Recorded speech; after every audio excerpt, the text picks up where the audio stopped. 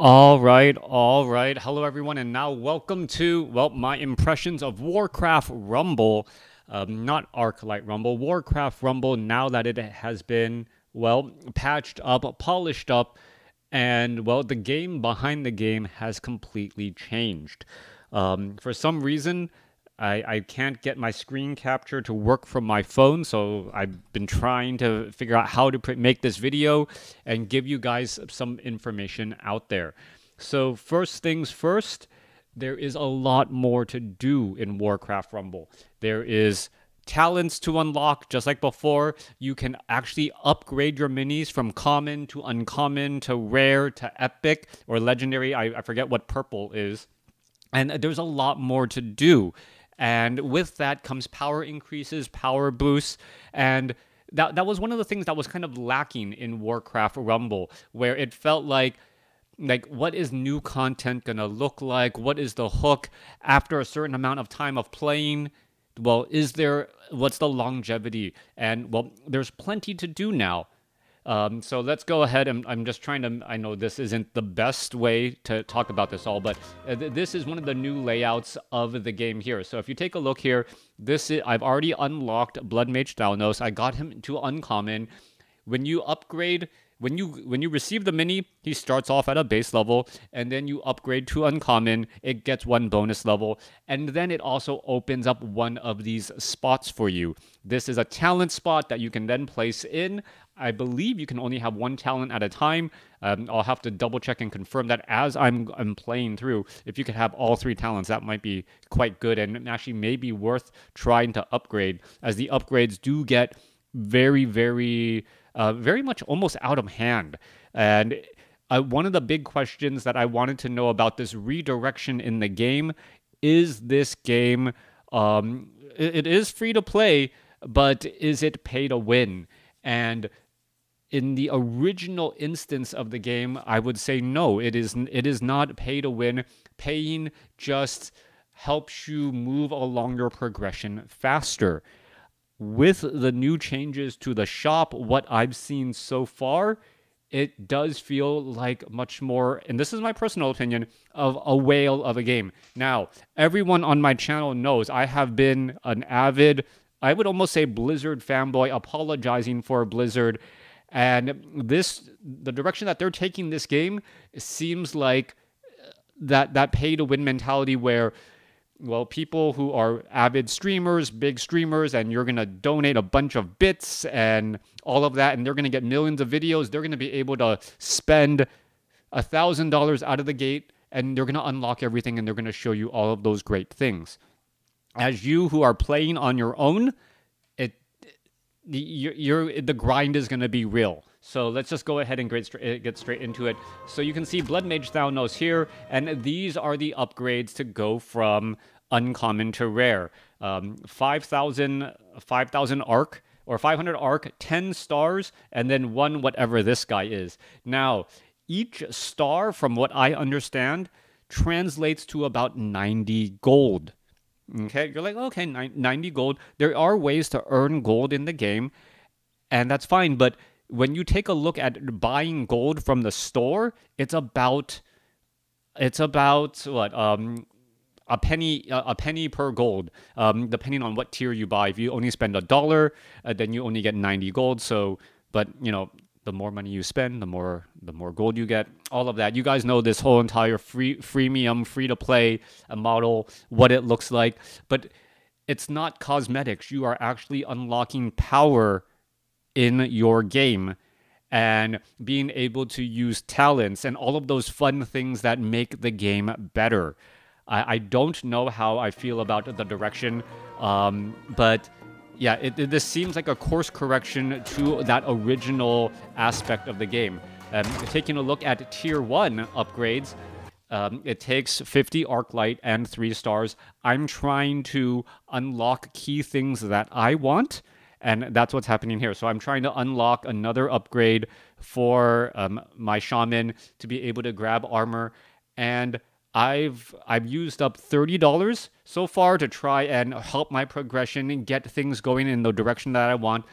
And even at this uncommon tier, it feels like, well, I need to spend a little bit more. I need to spend a little bit more. I've been playing the game for about 3 days now, and yeah, the grind is definitely real in terms of trying to be able to buy things from the shop. You can see the shop here, and then ultimately here's the refills. This is what got me, which surprised me once the shop and the grid finally opened up. Before, they kind of limited how much money you could spend per week, right? There was not this $99, $100 for 1,200 gold. You couldn't buy your progression through the game outright.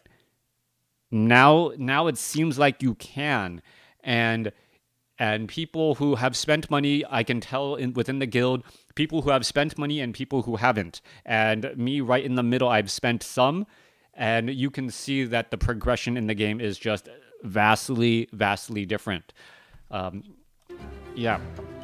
If you guys have seen some of my other ArcLight videos on the actual gameplay, you know what's going on behind there. But really, all of these free-to-play games, it's the game behind the game. How do you level up? How do you build your collection? How do you get stronger to handle those other later challenges? One major change, though, is how dungeons work now. Dungeons work where you... and I do like this change, actually. Dungeons work where each character or each hero you have has their own progression in that dungeon, and by playing that particular hero in that dungeon, you level up only that hero's army grid. By leveling, every time you play through it, you probably get a different reward. The first time you play through it, you unlock or you upgrade one of your army grid spots to get a bonus level, so on and so forth. So I like this. It gives you reasons to play through dungeons multiple times. If play through with multiple characters, there's repeatability here. This change I appreciate. Because before it would be like, hey, dungeons, I've waited a week to play dungeons, and I'm going to play a dungeon once, and that's it. And all of my weaker heroes, there's no reason for me to play it because I'm currently on run level 25, and my weaker guys just aren't there yet. There is some replayability. They have opened things up here to give you reason to try and play more with different heroes. This is a change that I actually thumbs up on. There's more replayability without turning into the whale system. Let's see. I only have a couple of videos here. You can also take a look. There is guild war chests now. Guilds were something that were kind of lackluster in the original portion of the game.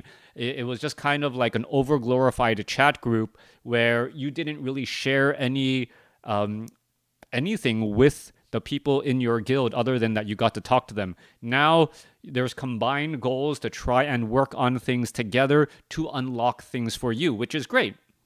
100% absolutely love this. This is a change in the direction that is needed. Let's go ahead. I have another video just on the store itself, right? So the store here, you can buy talents. Talents are 250 gold, and you can see some of these minis. These minis, I've already have some of these minis, right? Some of these minis I already have, and then by the 250s are talents to go into your talent spots, and then ultimately by buying minis or upgrading to a higher tier, you level up your collection. Before, when you leveled up your individual minis, that also helped your collection levels. The collection level has completely changed. Collecting minis and improving their rarity is now how you improve your collection level. It takes less. It takes 5 levels or 5 upgrades, collecting 5 minis, or upgrading from rare or uncommon to rare or common to uncommon to get that progression. And by having a higher collection level, you actually get more experience per minis, and your quests give you more, and all those things. So that's how they try to balance things out. One little tidbit or one little point of interest: if you see on your grid a mini that you have not come across yet, but it says uncommon on it, you can unlock it and upgrade it to the uncommon. It will give you 2 levels, and you will end up saving 90 gold. That's at least how it is currently in the soft launch. But this game does feel very whalish, very much more pay to win, or pay for astronomical progression, especially since you can spend $100 and just try and blow through the store.